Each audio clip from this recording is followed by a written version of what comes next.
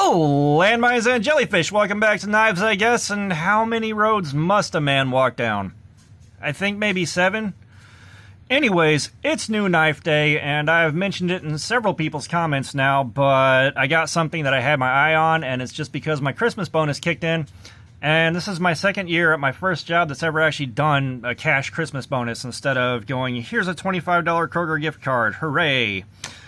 But what I got, and I've been eyeballing this thing since I found out about it, was my Cold Steel Frenzy.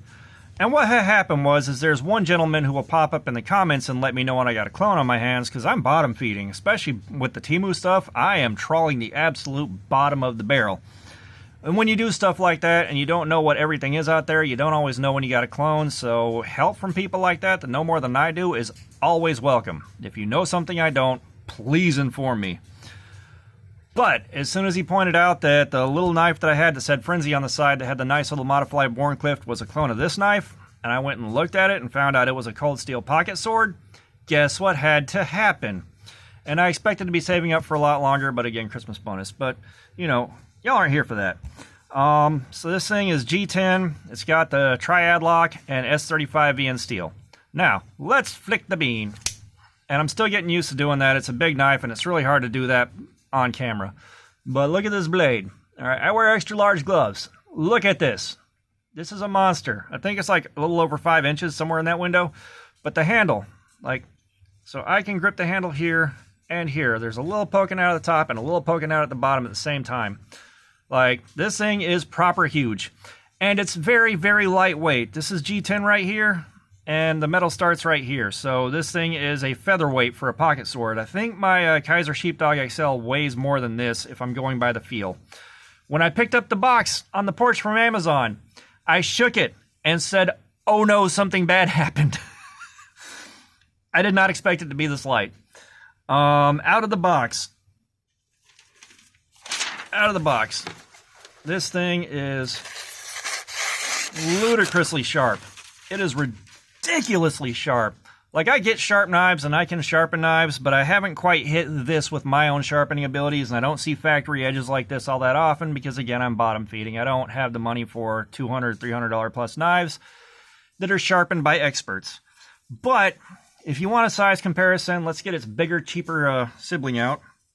That's going to be the Cold Steel Luzon. And there's maybe an inch of difference between these two, if that. Absolute pocket swords. And I will say with this thing, Cold Steel designs their pocket swords for comfort. I can put this in my waistband and power walk 5 to 7 miles a day at work. Zero discomfort. I notice the weight. She's got some gravity to her, but no discomfort. Let's flick the bean on that again. And, I mean, this thing's got some weight, but it feels fantastic, especially when you open it and you feel that open. Oh, divine. And speaking of, if you remember me mentioning those skulls that change color when they get warm, that's these right here. I made these, and these are the ones that people were grabbing instead of the stuff that I made, the hand-whittled beads. So I'm going to put this under my leg and see if I can get it to change colors more. It's like purple and green right now. I think it turns blue and a brighter green. We're going to see if they'll change by the end of the video. They're kind of slow to change. If you're outside on a hot day, though, you notice it. But, you know, this thing should carry a little better. I'm getting used to this lock, too. It's a little bit stiff. But this weighs a lot less, and it's got a better pocket clip. I will say, this plastic pocket clip right here is kind of goofy. It works, it's serviceable, and when I first got it out of the box, I was afraid I was going to snap this thing right away, but that hasn't been an issue. There's clearance for a fairly thick hem on a pocket, or in my case, waistband.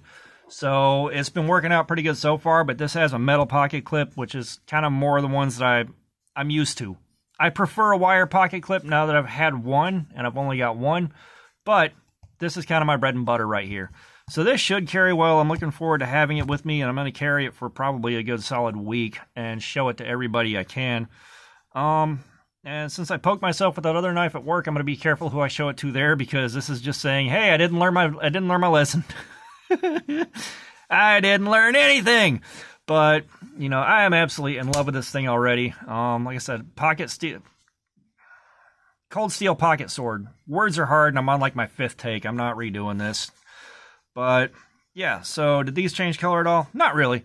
They, like I said, they change slow, and I don't have time for it. But this is the Cold Steel Frenzy. It's my new knife day. I'm going to have to sit there and open it and close it very slowly so as to not arouse the wrath of the much better half. She hates that noise, and she hates it when I open and close things constantly, and I can't blame her because for people that aren't into knives, it's got to be annoying.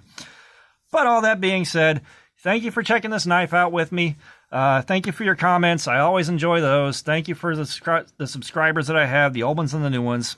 If you haven't subscribed, please do. We're marching to 1,000 and marching towards giving stuff away. And with all that being said, thank you so much for watching. Y'all have a nice day.